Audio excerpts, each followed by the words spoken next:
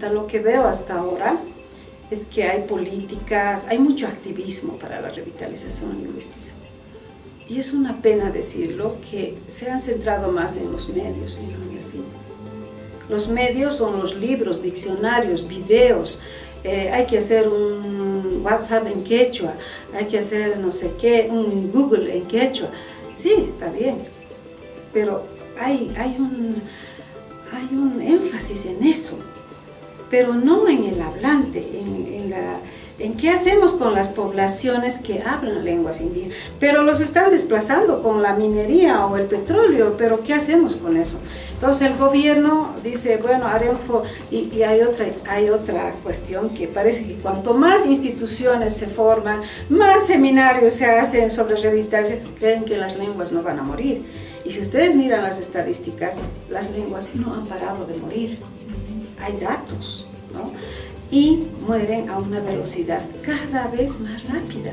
¿Pero y por qué mueren las lenguas? Mueren porque la mamá que tiene un bebé ya no le habla a su hijo en lengua indígena.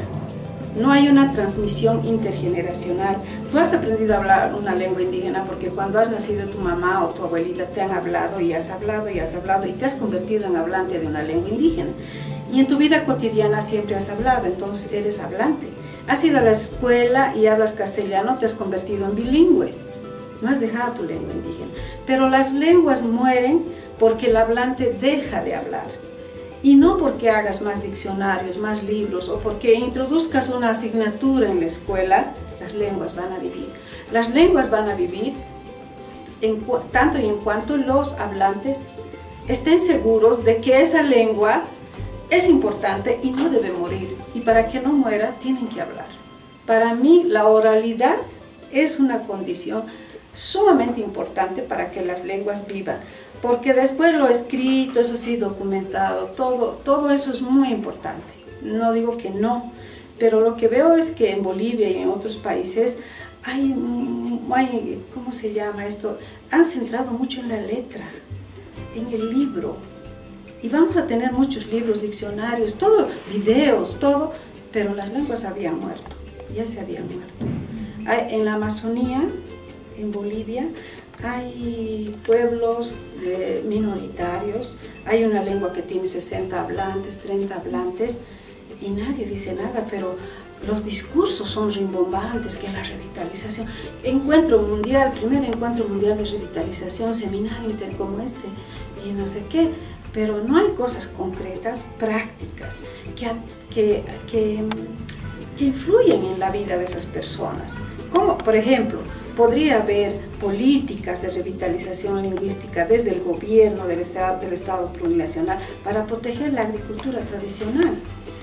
Ese es el espacio de vida de una lengua indígena. En una investigación que estoy haciendo, les pregunto dónde hablan más la lengua, donde no renuncian a hablar la lengua, en el pastoreo, en la siembra, en la cosecha, al hacer el chuño.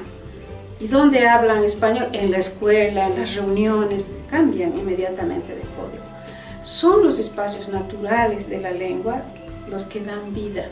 Y eso es lo que no pueden aceptar mucha gente y ponen énfasis en estas cosas, materiales, libros.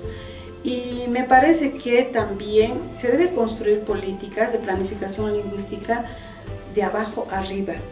Los gobiernos están acostumbrados a construir políticas de arriba abajo y han desarrollado estrategias muy interesantes de cooptar líderes indígenas para decir que hay participación indígena, pero los modelos, las ideas, los conceptos, los marcos teóricos que acompañan esas políticas siguen siendo de gente no indígena y no hablante, y instrumentalizan todo eso con la participación de algunos líderes indígenas que se prestan.